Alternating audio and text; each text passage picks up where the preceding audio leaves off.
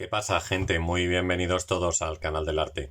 En nuestro vídeo de hoy lo que vamos a hacer es hablar sobre el primer juicio en el cual se determina si una obra es arte o no es arte. En eso consiste nuestro vídeo. Entonces, yo he preparado un guión que lo tengo aquí delante de mí, de hecho lo voy a leer porque son prácticamente 3 o 4 páginas, en los cuales hablamos no solo de este primer juicio, sino también de la estética que nos lleva a él y de la estética que nos lleva a conocer esta historia que ocurre en la primera mitad del siglo XX.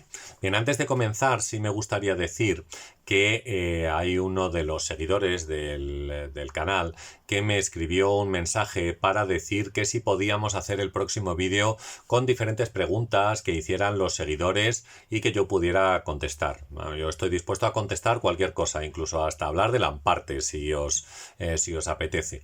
Lo único que tenéis que hacer es dejar vuestras preguntas en los comentarios de este vídeo y entonces en el siguiente vídeo, pues nada, yo me dedico a contestar esas preguntas, ¿no? Iván Míguez fue el seguidor que me lo dijo y bueno, me parece una buena idea. Entonces, por favor, si os apetece, cualquier pregunta que tengáis sobre arte, sobre estética, sobre pensamiento contemporáneo, pues podéis dejarla en los comentarios y después el próximo vídeo las contestamos, ¿vale? Os voy contestando uno a uno con todas vuestras preguntas. Así que nada, os animo a hacerlo, ¿vale? Pues venga, comenzamos.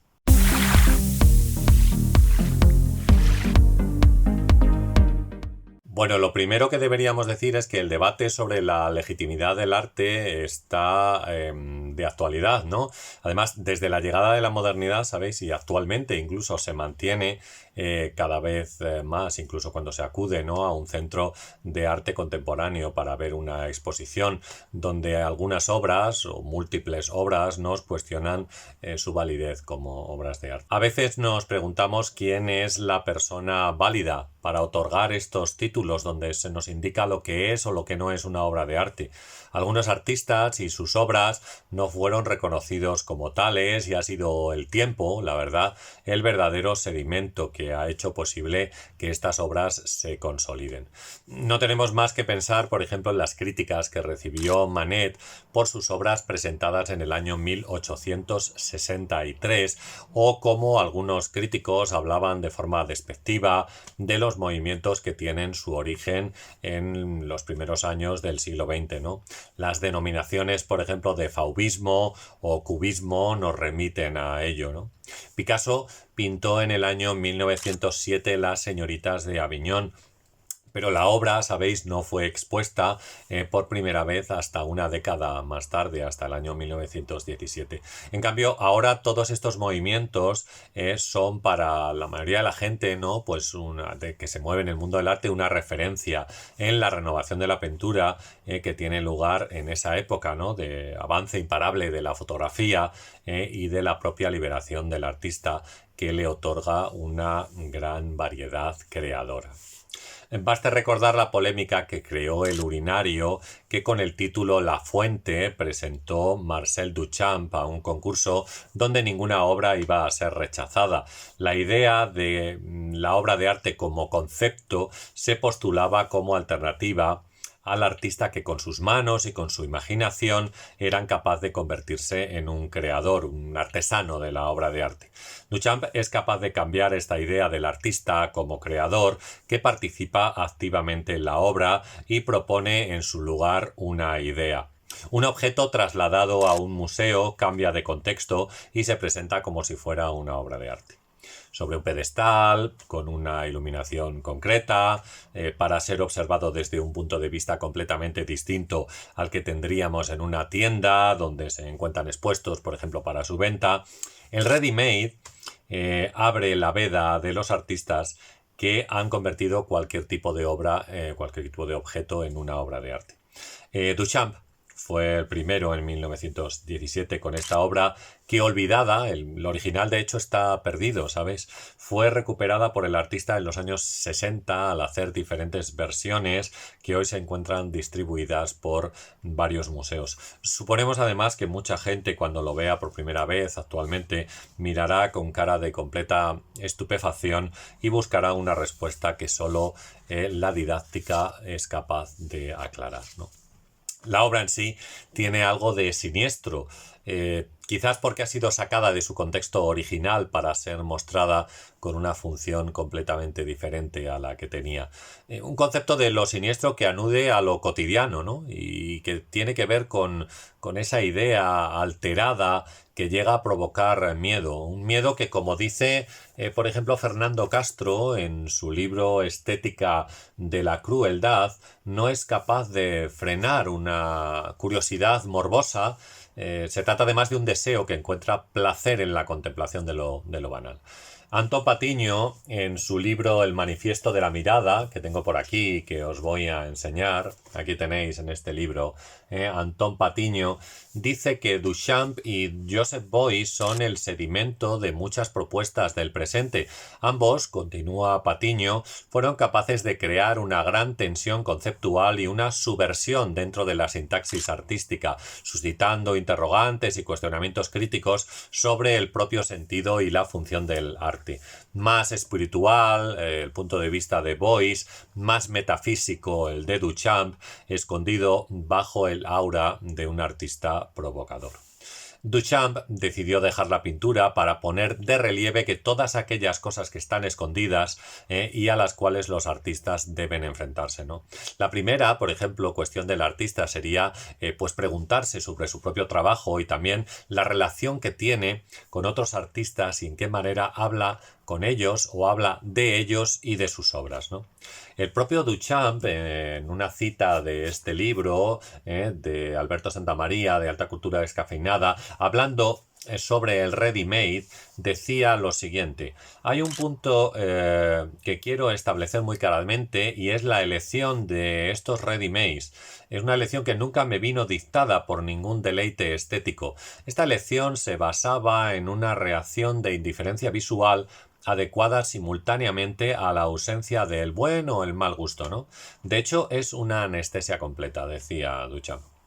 Al hilo de este cuestionamiento del arte que estamos haciendo, tenemos una historia muy curiosa que le sucedió a Constantin Brancusi y que está sacada de este libro, que ya he citado antes y que se llama, vamos, en un vídeo anterior, que se llama Arqueologías de la modernidad en las artes, de Simon Marchand-Fils, ¿no? Y esta es nuestra historia, es la historia que compone principalmente este vídeo. Esta historia le sucede al escultor Constantin Brancusi aproximadamente unos 10 años después de que Marcel Duchamp presentara La Fuente para el concurso donde la obra, como hemos dicho, fue rechazada. Ya había tenido problemas Brancusi cuando presentó una obra que se titulaba Princesa, entre otras cosas porque la forma de la obra recordaba un órgano sexual masculino, pero además esa no era la forma de presentar una escultura cuyo título no coincidía además con lo que aparecía después representado, ¿no?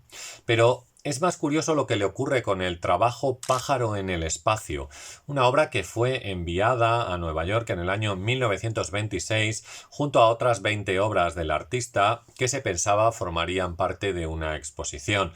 Al llegar las obras a la aduana, el inspector que allí se encontraba no lo consideró como una escultura, sino como varios trozos de metal.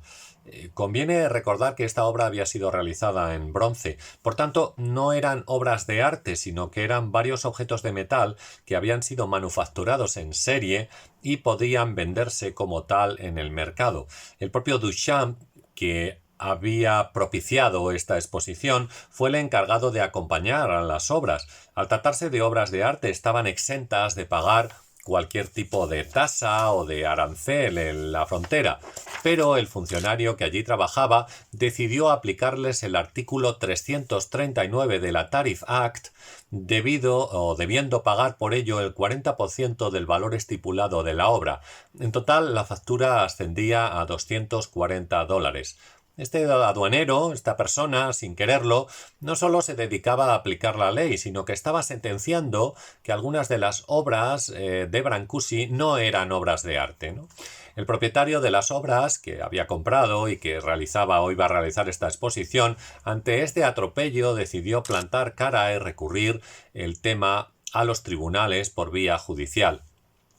Los críticos de arte de la época decían que era una pieza aberrante, ¿no? Que despreciaba todas las formas bellas de la escultura.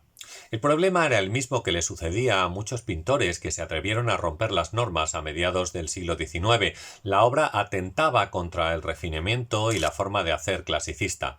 Al mismo tiempo decían que que en esta obra, ¿no?, de Brancusi no se veía ningún pájaro, sino que simplemente se trataba de un objeto decorativo que podía colocarse en un recibidor o en el salón de una casa.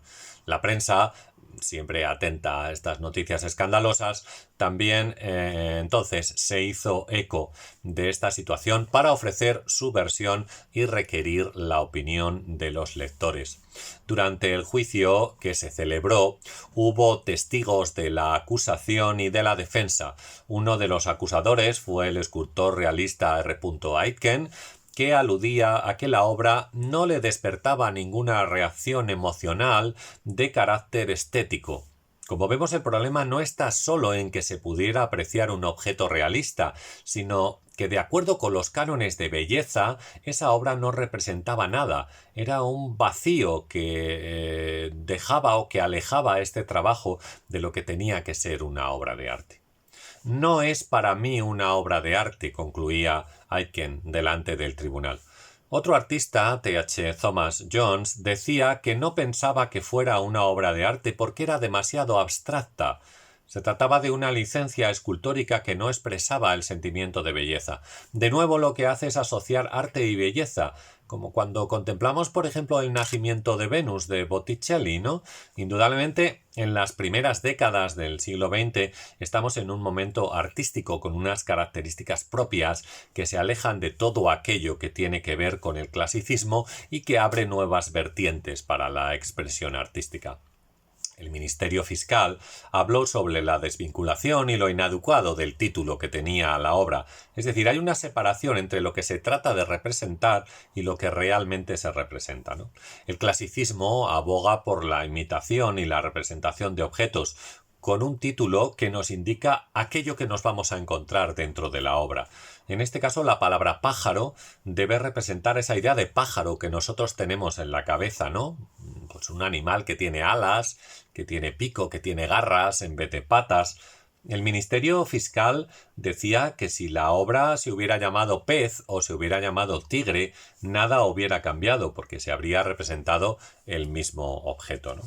La defensa, en cambio, sí lo califica como una obra de arte y aluden a la posibilidad de la existencia de la belleza o el placer que puede sentirse con la contemplación de la misma. Preguntado el autor Brancusi, envió una carta a la Embajada de Estados Unidos en París, aludiendo que la obra era una creación personal suya. El artista, por tanto, había trabajado en ella. No se trata de un bloque de bronce colocado sobre un pedestal, sino que ha necesitado en primer lugar un molde de escayola, después ha sido fundido, se le ha dado una forma concreta y luego se han corregido los errores y ha sido pulido para así obtener el resultado final. No es por tanto un pedazo de metal que pueda venderse con una utilidad, sino que hay una persona detrás con una intención concreta que realmente tiene que formar parte de la obra misma. El tribunal finalmente falló a favor de la obra de arte. Se trata de la primera sentencia donde se legitima una obra de arte. Nosotros hemos hecho una consulta en la comunidad de YouTube para ver cuál era el artista que había, digamos, tenido esta primera sentencia sobre si su trabajo era arte o no era arte. Los elegidos eran Duchamp, Brancusi, Picasso y Miró. Casi un 75% de la gente que ha votado a favor de Duchamp, pero como vemos no es a favor de Brancusi por quien había que haber votado. Bueno, decía el tribunal entonces que pese a que es abstracto, la obra ha llegado a la conclusión de que es la obra de un escultor y que por tanto es un pedazo de escultura, así lo califican, pedazo de escultura, y por tanto una obra de arte. Es bastante irónica, yo creo, la sentencia también. Bien, esto no significa que la obra sea buena, sino que simplemente se constata que ha sido realizada por un artista. Al hilo de la última frase y como conclusión, podríamos citar a Bruce Nauman, que yo también lo cito en este libro mío, La obra de arte en el siglo XXI, que podéis adquirir en Amazon. Bruce Nauman decía: si soy un artista y estoy en mi estudio, cualquier cosa que salga de él es arte.